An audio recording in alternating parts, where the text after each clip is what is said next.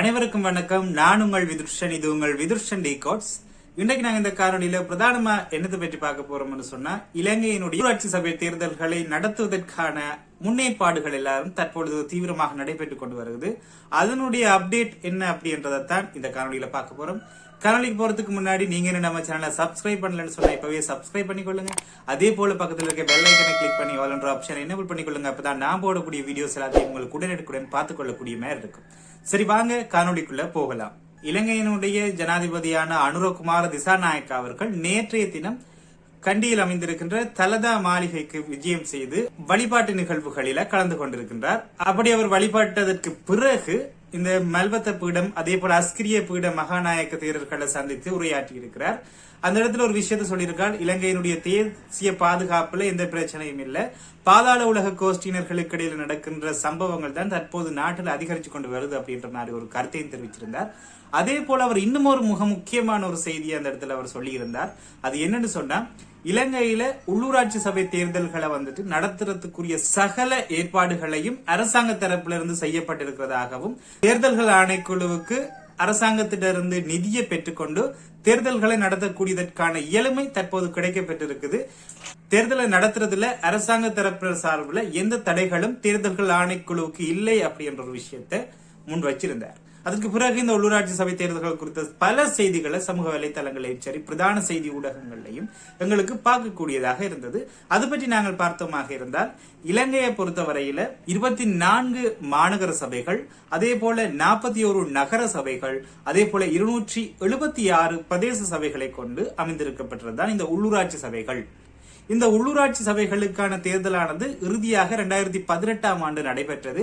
2023ஆம் ஆண்டு அந்த தேர்தல்களை நடத்துவதற்கு தீர்மானிக்கப்பட்ட போதிலும் அப்போதிருந்த இந்த நாட்டினுடைய பொருளாதார நிலைமைகளை கருத்தில் கொண்டு தேர்தலானது பிற்போடப்பட்டிருந்தது. இது நாங்கள் அறிஞ்ச விஷயம்.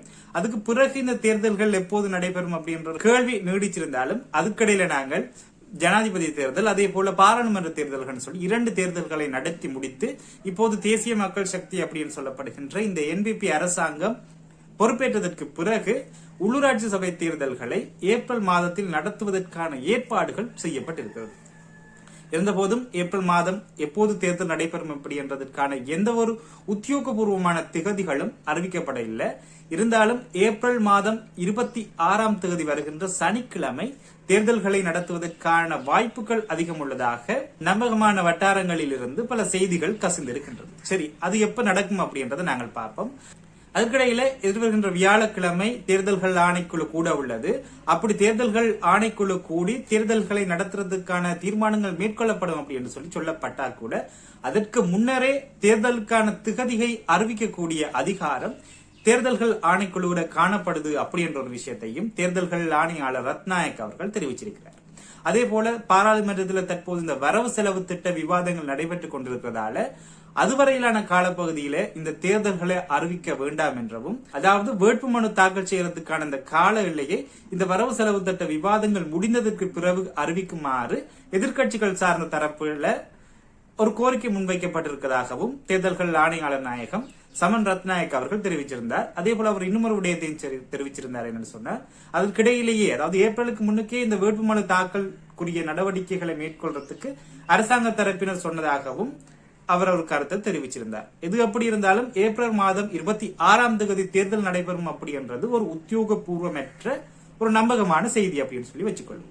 அதே போல கடந்த 17ஆம் தேதி இந்த உள்ளூராட்சி சபைகளுக்கான விசேட ஏற்பாடுகள் திருத்தங்கள் இன்றி 158 வாக்குகளால நிறைவேற்றப்பட்டு சபாநாயகர் அவர்களுடைய கையொப்பத்தோடு தேர்தல்கள் நடத்துவதற்கு எந்த விதமான சட்ட ரீதியான தடைகளும் இல்லை அப்படி என்ற ஒரு ஆவணம் பாராளுமன்றத்திலிருந்து தேர்தல்கள் ஆணையக்குழுவுக்கு அறிவிக்கப்பட்டிருக்கு. அதாவது ஹேண்ட் ஓவர் பண்ணிருக்காங்க.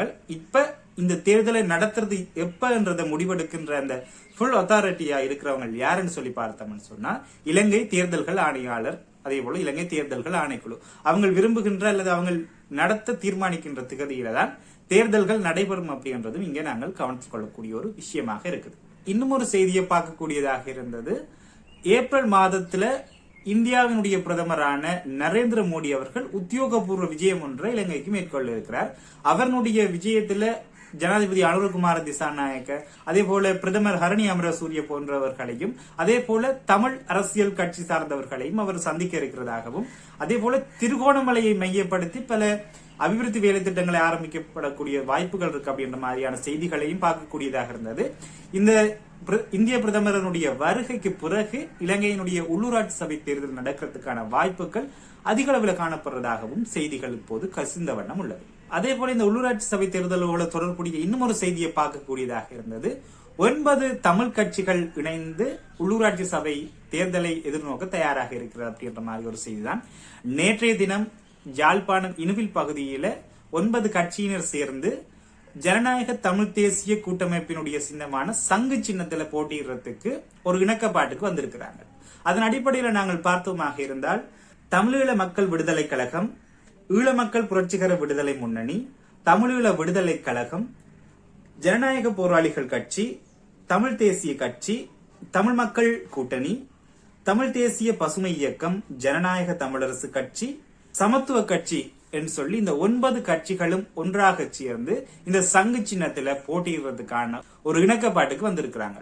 அதன்படி நேற்று நடைபெற்ற இந்த கலந்துரையாடல்ல தமிழீழ விடுதலை கழகத்தினுடைய தலைவரான தர்மலிங்கம் சித்தார்த்தன் அவர்கள், அதே போல ஈழ மக்கள் புரட்சிகர விடுதலை முன்னணியினுடைய தலைவரான சுரேஷ் பிரேமச்சந்திரன், அதே போல தமிழீழ விடுதலை கழகத்தினுடைய முன்னாள் மாகாண சபை, அதாவது வடக்கு மாகாண சபை உறுப்பினரான சபா குகதாசன் அவர்களும், அதே போல ஜனநாயக போராளிகள் கட்சியின் சார்பில் அதனுடைய தலைவர் சி ரவீந்திரா அவர்களும், அதே போல தமிழ் தேசிய கட்சியினுடைய தலைவரான என் ஸ்ரீகாந்தா அவர்கள், அதே போல தமிழ் மக்கள் கூட்டணி சார்பாக முன்னாள் ஜாழ் மாநகர சபை மேயர் விஸ்வலிங்கம் மணிவண்ணன் அவர்களும், அதே போல ஜனநாயக தமிழரசு கட்சியின் சார்பாக முன்னாள் பிரதேச சபை உறுப்பினர் க நாவலன் அவர்களும், அதே போல தமிழ் தேசிய பசுமை இயக்கத்தின் சார்பாகவும் சமத்துவ கட்சி சார்பாகவும் பிரதிநிதிகள் கலந்துரையாடி ஒரு இணக்கப்பாட்டுக்கு வந்ததன் அடிப்படையில் அவர்கள் ஒரு கூட்டமைப்பாக எதிர்வருகின்ற உள்ளூராட்சி சபை தேர்தலில் போட்டியிடுறதுக்கு தயாராக இருக்கிறாங்க. இதுவும்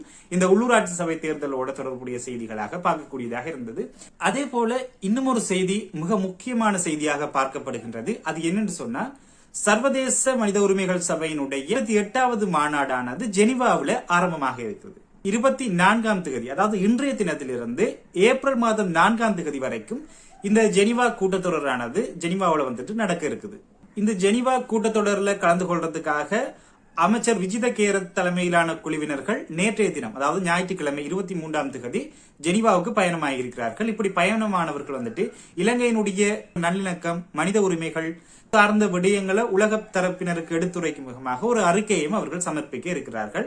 அதன் அடிப்படையில் மார்ச் மாதம் 3ஆம் தேதி இலங்கையினுடைய நல்லிணக்கம், மனித உரிமைகள், போர்க்குற்றங்கள் போன்றது தொடர்பான விசாரணைகள், இல்லாட்டி அது தொடர்பான இந்த வாய்மொழி ரீதியான கலந்துரையாடல்களும் நடைபெற இருக்கிறது. அதே போல இந்த ஐக்கிய நாடுகள் சபையினுடைய இந்த மனித உரிமைகள் சபையிலிருந்து அமெரிக்கா வெளியாகி இருக்கிறது தமிழ் தரப்புக்கு ஒரு பாதகமானதாக இருந்தா கூட இலங்கை அரசாங்கத்துக்கு அது நன்மைகளை தரக்கூடிய ஒரு முடிவு அப்படின்னு சொல்லி இன்றைக்கு விமர்சகர்கள் சொல்றதையும் பார்க்கக்கூடியதாக இருக்கும். ஏன்னு சொன்னா, அண்மையில அமெரிக்காவினுடைய ஜனாதிபதியாக டொனால்ட் ட்ரம்ப் அவர்கள் பதவியேற்றிருந்தார். இவர் பதவியேற்றதுக்கு பிறகு சில அதிரடியான முடிவுகளை எடுத்திருந்தார். அதுல ஒரு முடிவாகத்தான் இந்த ஐக்கிய நாடுகள் சபையினுடைய இந்த மனித உரிமைகள் சபையிலிருந்து அவர் வெளியேறதாக, அதாவது அமெரிக்கா வெளியேறதாக சொல்லியிருந்தார்கள். இதால எங்களுக்கு, அதாவது தமிழர்களுக்கு என்ன பிரச்சனை என்று சொன்னா, இந்த டொனால்ட் ட்ரம்ப் அல்லாட்டி அமெரிக்க தரப்பினர் இலங்கையினுடைய இந்த போர்க்குற்றங்களை விசாரணை செய்வதற்கு ஒரு கலப்பு நீதிமன்ற முறையிலான ஒரு அமைப்பை உருவாக்கணும் அப்படி என்று சொல்லியிருந்தார்கள். அவர்கள் தான் அதற்கான ஒரு அழுத்தத்தையும் பிரயோகித்து வந்திருந்தார்கள்.